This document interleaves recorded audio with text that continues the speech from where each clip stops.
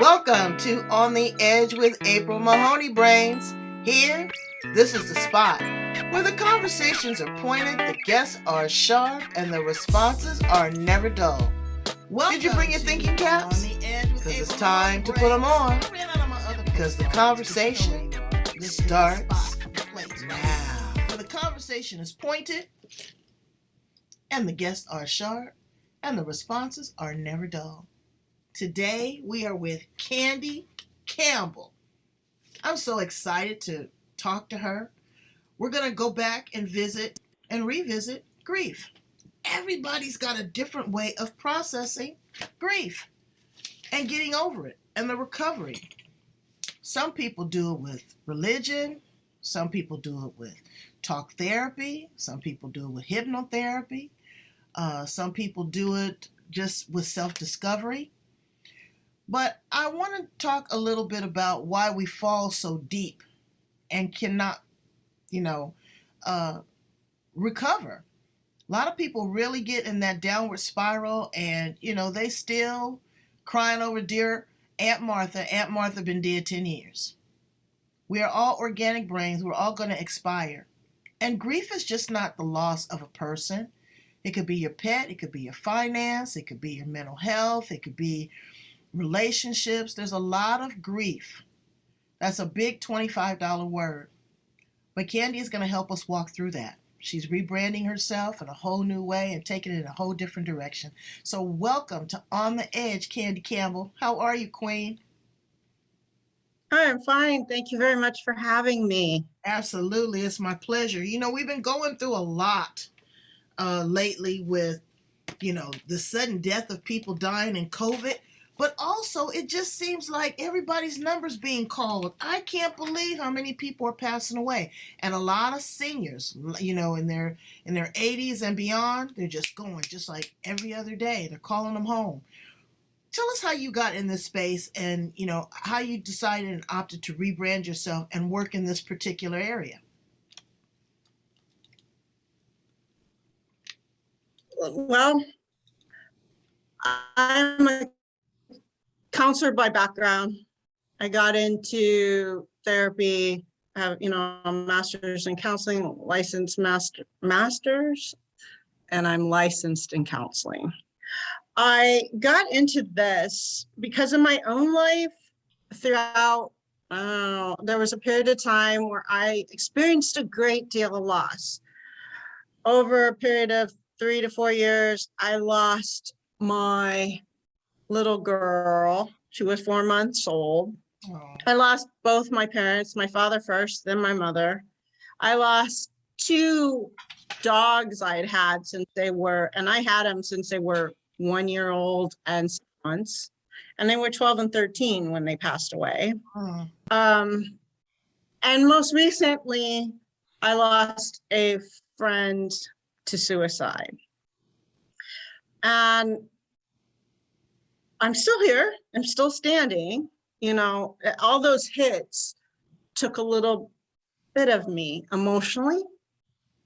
And it took me time and healing to get through it. They're always, my little girl, when she passed away, and it was at the hands of someone else. It was hard, it was a hard loss to experience. And I had to, in order to get to the other side of this, and I'm not saying you forget the event, you don't. You move on, you're able to move on in life in even with their absence. They're still a part of you. My little girl and my parents are still in my heart. They're just not in this physical plane.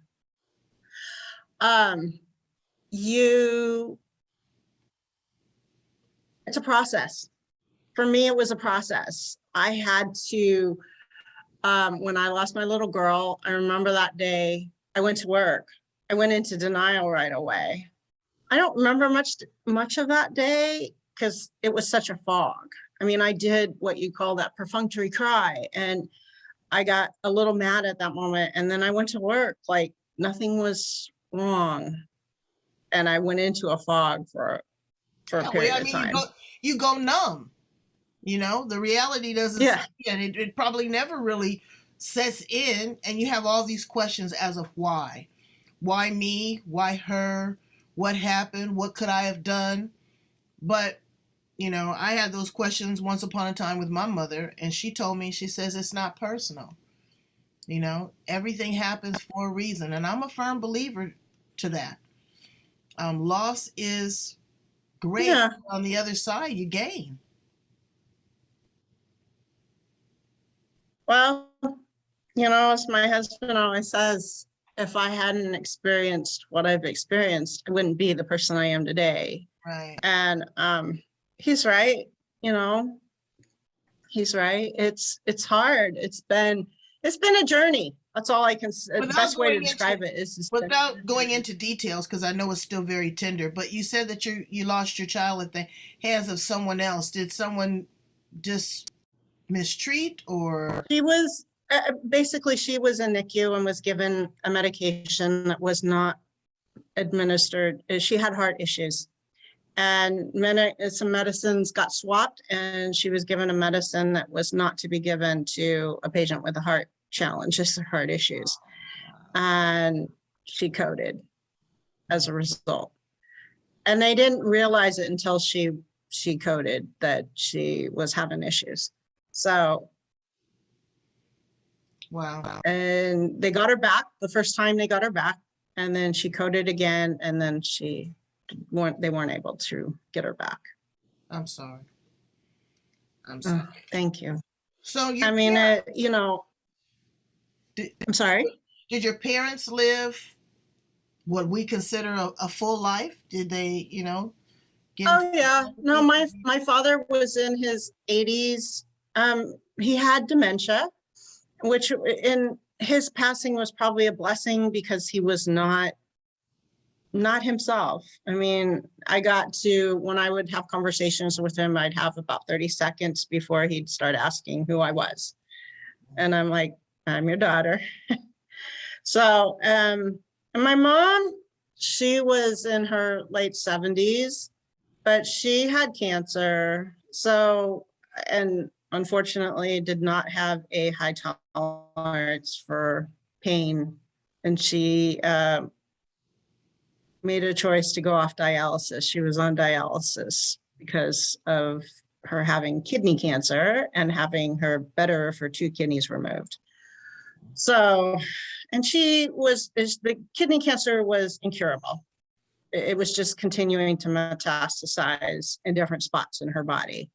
They would do treatments, but it wasn't eradicating it. It was just calming it down, keeping her symptoms at bay. Now, as you see your parents go through this metamorphosis of change, because we're all going to change, we're all going to expire, did you come to the realization anywhere in the process that it was now about the quality of their care instead of the quantity, and how long that they had to be with you? Because I had to struggle with that with my mother. My mother was 91 years old. She was a champ. But she had a lot of health challenges, but what actually finally did her in was kidney stones. And they had went in and, the kidney stones just tore up the body and the inside. And they started slowly taking her off of these different things. And they would ask me, do you want to have surgery? But not on a 91-year-old woman in the middle of COVID. And I asked her. And she said, baby, I've had my come to Jesus meeting. I've lived a great full life. I have no unanswered questions. I've given all the answers. And so now I'm tired. And once she told me that, I placed that in my heart, and I was okay with it. She gave me that permission to stay. I gave her permission to go. But a lot of people are, like pets, for example. You lost your pet. I lost my pet. But people want to have that pet live forever, and they will spend endless amounts of money. And the pet can't tell you, Mommy, I'm tired. I want to go back home now. What do you feel about quantity versus quality? I think quality of life is more important. I know that's can be very triggering for some people, like you said, but for me, when my mother was passing away, I mean, she made a choice. Her quality of life was not good. You know, every time she turned around, she was getting some other tumor pop up. And that was going to be what was going to continue happening until such a point that she passed away naturally.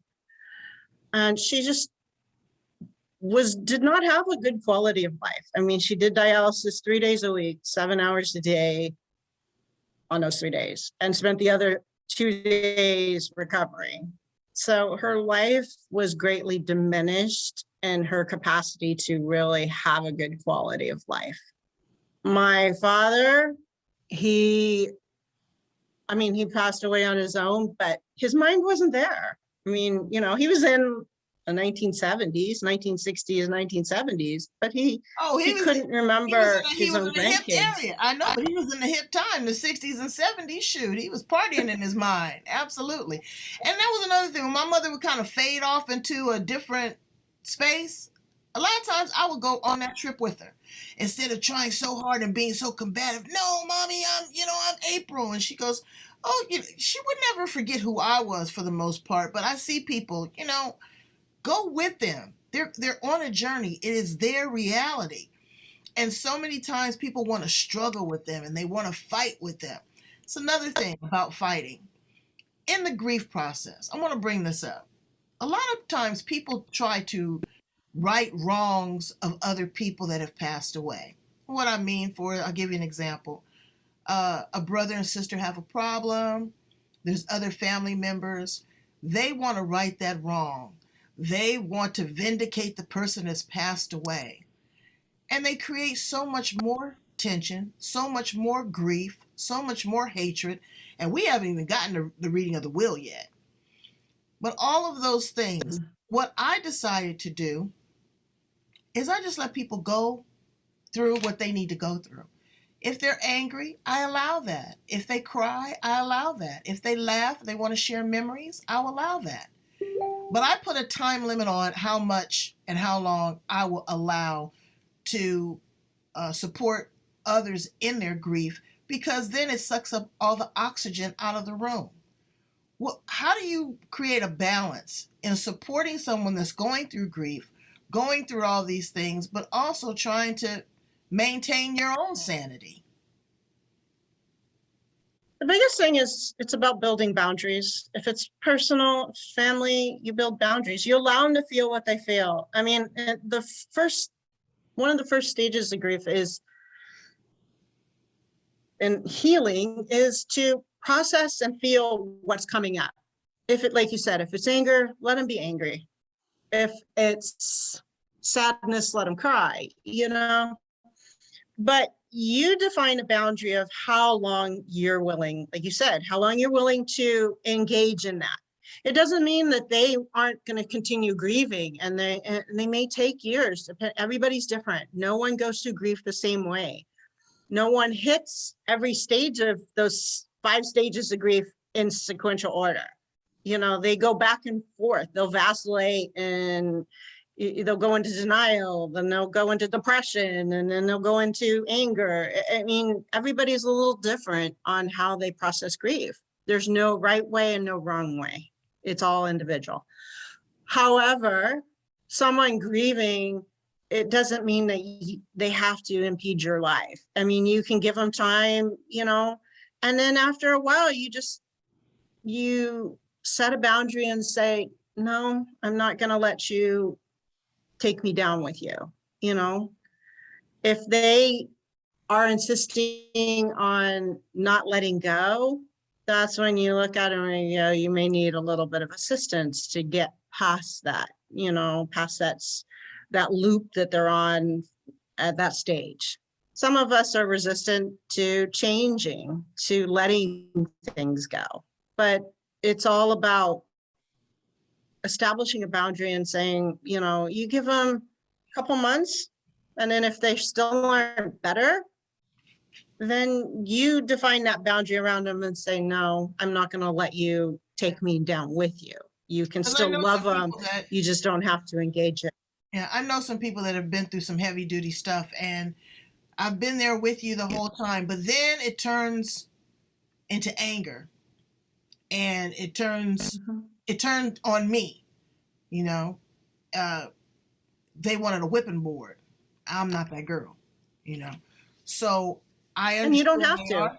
Nope, but I let them sit in that space. I feel bad because they're in that space, but that's, that's the inside job. That's something that you have to do. Coming out of it, feeling good about yourself and moving on and progressing in your life. You get the naysayers. Oh, girl, I don't know how she could go on and get married. He wasn't, he ain't been in the grave 6 months, and here she is married again. But you fail to realize that she's probably put up with this sickness and not being able to have the life that she deserved or wanted for 4, 5, 6, maybe 20 years. She's been the caregiver for someone. So when you come out of this space and you find joy, because I'm going to tell you, when my mother passed away, now I wasn't kicking my heels up, but it was the most beautiful send-off because she was at peace and I got to see nothing but the shell. I knew the soul wasn't there, and she visits me here all the time. Talk to the person that no longer feels this grief and is okay with it, because other people are the ones that are trying to make you feel bad. Tell them how they can feel good. You can be at peace knowing that your loved one, friend, family, their spirit's not here. Their body may remain in the ground or be interred to ashes, but their spirit's gone on. I mean, I have a friend who's a medium, and I was talking to her and we were having a conversation, and she said, in the conversation, she's like, your mother is here. And she came in and my friend channeled my mother, and she said, you know what? She doesn't feel any pain. My mother doesn't feel any pain. She's in a good place. She's peaceful and she's okay. Now, she apologized for some stuff, that occurred in my childhood, that she wanted my friend to convey that she was sorry for what had happened when I was growing up. But my mom is in a good place. She comes in and she'll say things to my friend. She'll say, I'm really proud of her, let her know, or she'll say something that only I would know about. So I know that, my mom's there. She'll say, was there something about baths? Like our last conversation we had, she said, your mom's showing a bathtub. I said, well, for me, bathtubs, I like to take baths because it's a cleansing part of my day, and it releases. She said, a bubble bath. Yes, I do. He was like, I like a shower. Well, you do a shower, honey, because I will luxuriate in a bathtub in a heartbeat. Yes, ma'am. And I enjoy baths, and I take them on a daily basis. And my mom had said she said she's showing a bathtub. I said, well, I have a bath. I take baths every night. She said, well, my mother's here. Absolutely. Absolutely. So there's good signs and signals. I want to talk to you also about is it a YouTube that you did on suicide intervention? Or was it? I had lost a friend, suicide. I did a video. And people have to change. Well, they should change because everything is, so tender now. But it is death by suicide. It's not a person committed to suicide, because I don't think that they commit their life to end it. But it was death by suicide. And when people, I'm sorry, go ahead. No, you go ahead. When people are at that point that they feel like they have no alternative, they, have pretty much exhausted everything within their realm of thinking that they can do to get out of whatever challenges or issues they're facing at that moment. Suicide is, it's basically, I have no other alternatives. I don't, and they just basically, they want to subdue the pain. They're experiencing such great discomfort and dis-ease in their physical body or their emotional body that they just want to stop the pain. The majority of us don't want to really end our life. We just want pain to stop. And if you can't get out of the cycle of pain, sometimes it pushes people to that point that they see no other alternative other than to end their life. And I just don't know, when you get to that point as a friend, what do you do? As a family member, what do you do? As a parent, what do you do? There's certain things people say: be a good listener, always try to show up, ask them, do they have a plan? Really kind of encourage them. And those are good skills. Yeah, have the try to get the support that they need. See if they're taking their medication. See if there's an intervention. And all those things are things that we can try, and that's from a love perspective. We're not trying to control anybody. But I've talked to several people that have attempted to end their life and then had that aha moment right at the breaking point. They said, nope. I had a man that was on my show that jumped off the Coronado Bridge. I don't know if you know the Coronado Bridge here in San Diego. But girl, he survived.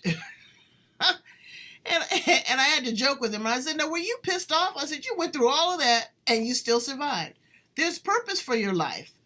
And we laughed and chuckled, and he goes, yeah. He says, the purpose for my life is to try to help other people from doing that. But it's so hard, and it's a crapshoot. You don't know what you don't know. And it's mental illness, it's depression, it's a lot of things that really push people to that. But I'm really hoping that they stop and take a deep breath and they think about what they've done. I thank God every day for memories.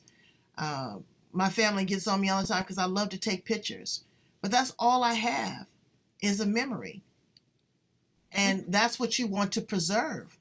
What has been the good part in your life. And some of the things that hurt us the most, Kandie, have really been our best teachers. We know that. But forging ahead and trying to reconstruct our lives.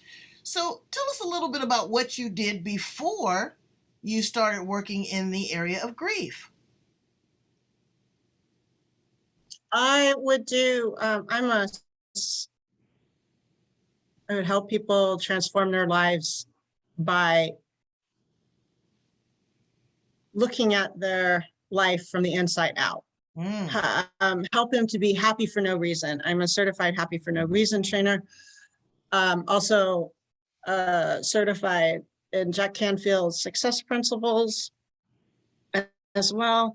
And there's ways to change your life. It's a lot of it begins with how we think, what we think, and also being 100% responsible for our lives. Yeah. So good or bad. We have to take that responsibility. Dig into that for me a little bit deeper. Happy for no reason, because I got my opinion on that too. We all have happiness set points. We do, but the thing is, a lot of people chase happiness like they chase a crack dealer. What's the next thing that's going to make me happy? What's the next, is it a car? Is it a pair of shoes? Is it a man? Is it win the lotto? Then when I get that, then what is the next thing? People never really settle in with contentment. And I find being just content is happiness for me. Yeah. And happiness for no reason. It means being the people that Marcy Shimoff interviewed when she was seeking the 100 most happy people in the world, that she could interview. They weren't people that weren't affected by tragedy or life happening. These were everyday people that had gone through life. They had some very tragic events occur in their life. But what brought about their happiness wasn't about chasing that materialistic, winning the lottery, finding a new husband, having this or that. It was about the inside, about finding things that would bring happiness from the inside. Because if you're happy from the inside, it comes out on the outside. Focusing on gratitude. You know, if it begins with being grateful for what you have and practicing a gratitude ritual every day. You know, you don't have to like what's happening in your life, but you can still be happy for what you do have, rather than looking at it and going, I wish I had this, or I'll be happy when. You hear a lot of people say, I'll be happy when, but that's elusive. You know, you're always chasing that I'll be happy when. But if you can begin and step back and say, I am so happy and grateful, I have another day of life today, you know, that's one of those rituals I work on every day, is being grateful for what I have. Even if the things I'm seeking aren't quite there yet, I can still be happy now. Right. And then that's gratitude, hope, and optimism. and resiliency. Yeah, because you got to be able to bounce back. You got to be able to bounce back. So let's learn some fun facts about Kandiee Campbell. Well, I have a black belt in Taekwondo. No, you don't. You can kick a butt. Ooh, I love it. I do. When I was living in Korea, I put my children into Taekwondo because my ex and I were arguing a lot, having a lot of fights, and I wanted them to be able to channel something. And the master offered an adult class, and he, he said, you can get your black belt in a year. We did class 3 days a week. Wow. And so I took that challenge and obtained my black belt. What did that do for your self-esteem? How did that make you feel?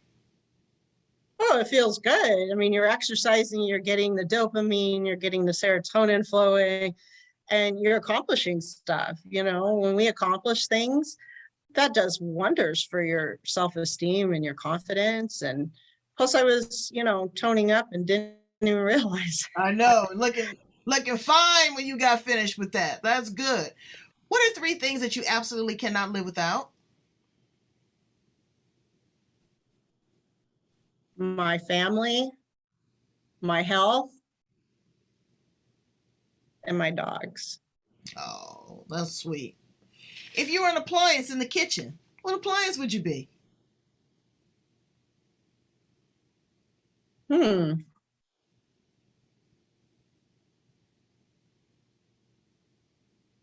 I would say a stove, because we're always creating. You're always creating stuff on the stove. A lot of people say they want to be a stove. Girl, I'd be the toaster, because I'm always popping off. I'm always popping off. What's your favorite color? I have 2, purple and blue. Why?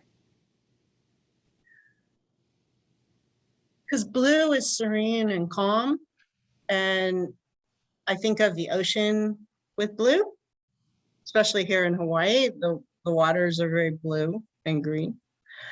And purple, it's just a calm, peaceful color. I've always aligned with purple.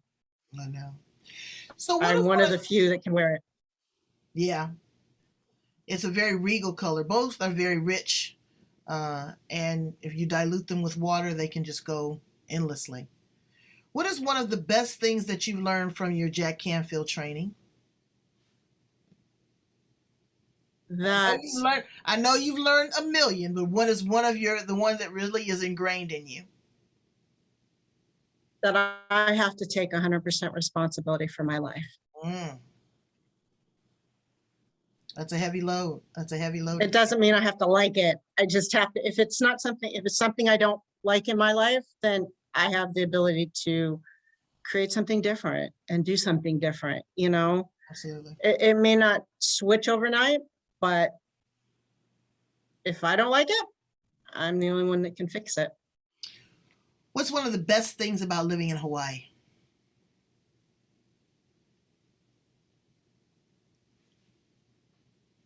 I'm near water all the time, near the beach. Do you swim? Or ocean swim or kayak? Not as much as no. I just like to, for me, the beaches are they're serene. Yeah. I can go and I like to dig, cleanse dig, my dig my soul in the feet. salt water. Yeah, I do too. But girl, I got caught in a riptide, and I'm not a strong enough swimmer to swim against the current. I was done. So the only thing I do is sit on a yacht and pour the cocktails. But I do not do a whole lot of stuff. But I haven't been to Hawaii, and a lot of people are traveling there now. Everything's opened back up. They're looking for that calm. They're looking for that peace. They're looking for that serenity. They're looking for that fresh air and to be able to release all of the electromagnetic energy back into the sand as you walk. What would you tell a person that's struggling right now? What words of encouragement would you leave them with?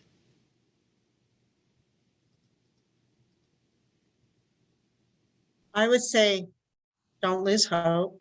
Hope is as thin as a blade of grass, meaning even the smallest blade of grass you can grasp and hold on to get you through whatever you are experiencing. And this goes back to an event when I was 5. I fell in my grandmother's pond. I did not know how to swim at that time. My parents had tried to teach me to swim when we were living in Greece, and I didn't like the salt water, and they flunked me. They said, we cannot teach your daughter. So my grandmother had a 15-foot pond, and I had fish in it, and I used to like to go look over, bend over, and watch the fish. Well, this one particular day I fell in it, and I was bobbing up and down, and all I can say is something or someone was holding me up, because what I was holding on to was a thin blade of grass. It wasn't big enough for my body weight, and I wasn't a real big kid, but the blade of grass that I had in between my fingers was not enough for my weight. And it was enough to get me up above the water so I could scream, and my mom and my grandmother could come out and pull me out of the water. And I know that because my mom took a picture of the little blade of grass that I still had in my finger when she pulled me out of the water. So it doesn't have to be much. You can hold on to the smallest thing, but just hold on and keep on going. Keep on going, even Brian. if it doesn't seem. Going forward, take one step at a time, and you can reach whatever desired goal you have, whatever desired outcome you're seeking, but you have to keep taking those steps forward. Yeah, you do. Or you'll be stuck. And it's no good being stuck. Every day it can get better, but you have to make it a conscious effort. Let someone know when you are not feeling in a good space. If you are dealing with grief, if you're dealing with remorse, if you are dealing with the loss of a job, loss of relationship, your 401k just crashed, it'll all come back because it's just a gift to live here in the present. Every day is a gift. You can make an impact. Look back on your memories. Count all of them joy. Create new memories with the people that you're here because they will miss you so. So it's a reflection of your life. And thank you so much, Kandee, for sharing that information with us and your hopes and your dreams and some whimsical questions. Tell my brains how to get in contact with you so that they can reach out and be supported by you and your wisdom. You can go to my website. It's Kandiee Campbell, KandieeCampbell.net. That is my website. And then I am also on Instagram, but it's a different spelling for Instagram. But if you type in my first name, Kandiee, I will populate. You will see my picture. And then I'm on Facebook, but that is under Kandy. We got to play some synergy, but I tell you what, we're going to put all of them in the show notes so that you are able to find Kandiee Campbell because she's just as sweet as she could be. And I'm so glad that you were here with us on The Edge. Brains, be sweet to me. Go in and like, love, and share. Like, love, and share. and subscribe. I need to build those numbers. Algorithms is really strange on, Facebook, but we're on 20 different outlets. So we want to build those numbers. We want people to hear the message. We want them to know that there's hope, that we want you to be resilient, that you can be as sweet as candy. Thank you so much, Precious. Come back and see me again really soon, okay? Thank you. Have a good day. You too.